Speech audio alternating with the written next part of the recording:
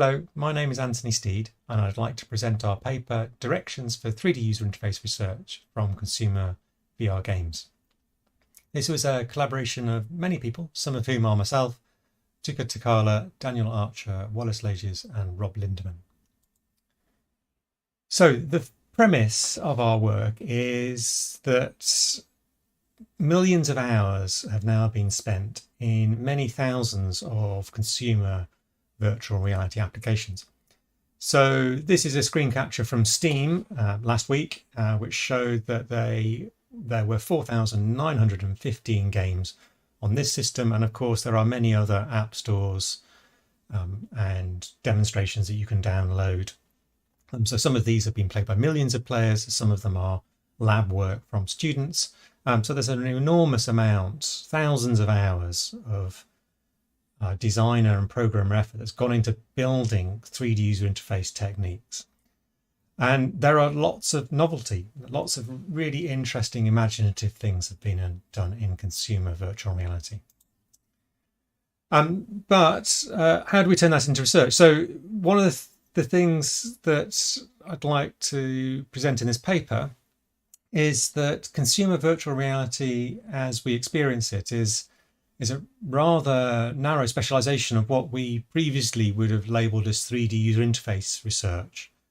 So at conferences like ISMAR, you'll see immersive systems, but with new devices or even new types of display. And so consumer VR is very much focused on head-mounted displays with two hand controllers as by far the default sort of mode of interaction. If you've got a technique in a consumer virtual reality application, it needs to deal with the real world as users encounter it. So you have restricted space, or you might have obstructions in the environment.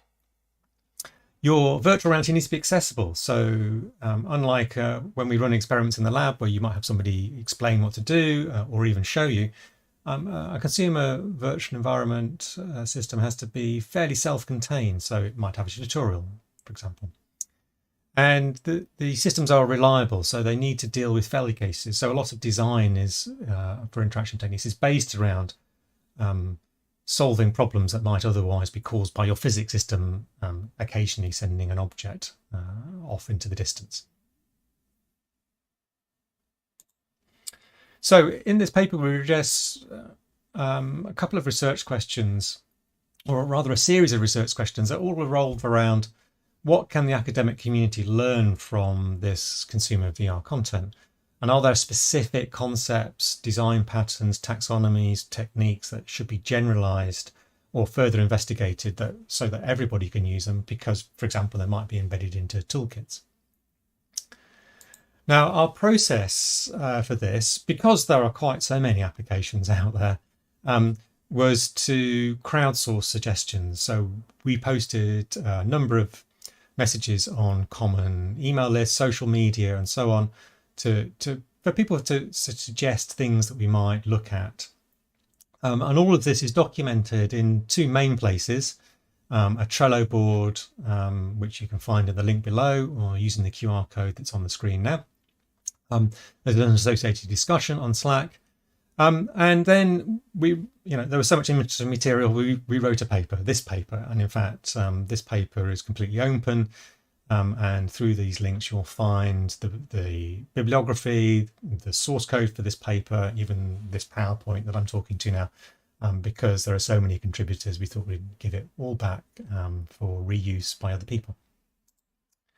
So the outcome is that the paper discusses 20 suggestions of interaction techniques, and I'll very quickly present 5 now because of the limited time. And the paper links to 42 consumer applications that demonstrate these techniques.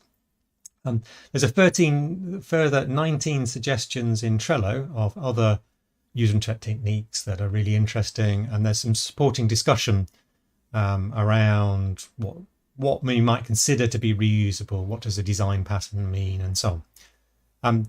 And there's some lists, also some interface techniques that are interesting, but not particularly generalizable. And our motto for that was no exit burritos. So there's also some reflection on this crowdsourcing process itself and some suggestions of other areas where this might be fruitful. So the first of our 5 examples in the paper is we've called intention preservation, and it's illustrated in the cartoons on the right. But in the game Bullet Train, instead of using hand-eye pointing or the ray pointing from your finger, they use a sort of compromise which goes between the two.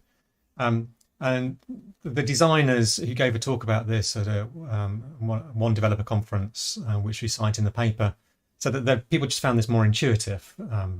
And if you've not played this game, there's a lot of very fast picking up of objects which are generally close to you or coming towards you.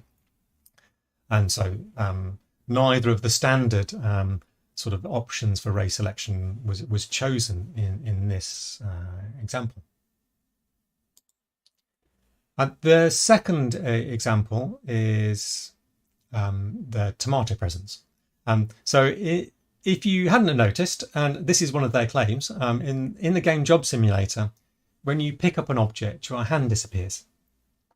And this is really interesting because it solves a problem, which is how to avoid showing grasp for different objects or having objects that appear in your hand but then don't sort of interpenetrate the geometry of your hand. But it violates an assumption that we've made in the community that your body ownership of an avatar is important. This is one of my personal favourites. I think this deserves a lot more study because Alchemy, who developed this game in a blog post, claim that people don't notice that their hand disappears. Now, of course, all the sensomotory contingencies are still there. You pick up the sugar pot in this example, in this cartoon, and you move it around. You still see your movements because they now occur on the sugar pot rather than your hand. But I think that's a really interesting route for further exploration of what your avatar might look like if it's having to interact with complex objects. The third example is in the game The Spy Who Shrunk Me. So in this game and in a number of other games, they play with a sense of scale. And in particular in this game, you get a shrink ray where you can rescale yourself. And multi-scale interaction is obviously not a completely novel suggestion in that various tools have used it over the years, but it's nice to see all these techniques for it in this game and game systems, sort of editing systems like Tiltbrush. And it would be interesting to explore what sort of metaphors work well for this. Then it is actually a little tricky to support in a user interface toolkit. So maybe toolkits will evolve to the point where scale is actually easily manipulable. Our fourth example suggestion from the paper is body-centered menus. And again, this isn't a particularly novel idea, but it's really interesting to see the sort of finesse and the design polish that's put on some of the examples that are out there.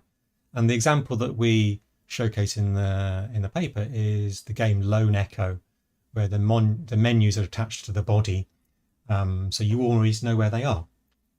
And that's in quite distinct to some other ways in which people use menus in virtual reality content, such as having them out there in the world as if they're on big projection screens and so on.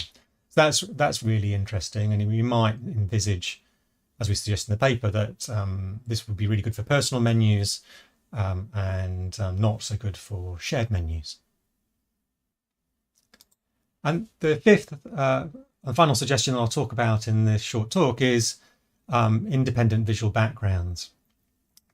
So this is a subject of a lot of research over the years, that it helps in certain situations to have a stable background to refer to visually, so that this is expected to reduce simulator sickness. And there are a variety of games and demonstrations which have used that.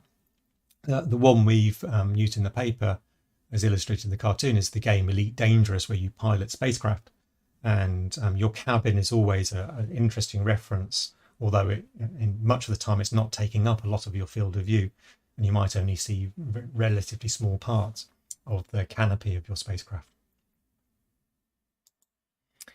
Okay, so in summary, we're not claiming that these 5 interaction techniques, or the 20 or the 40 that are in the paper, or the 49 which are on Trello, are all completely new. And to some extent, we've started citing the literature where we've been trying to uncover the first example of this technique. But it is really interesting that they're all used and implemented in one or more, or sometimes many, games and demonstrations.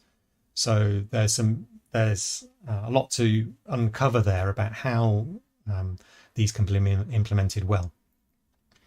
The paper lists example research questions that might follow up some of these. I've mentioned 1 or 2 of them, and it argues that there is some need for some further review of some more specific examples.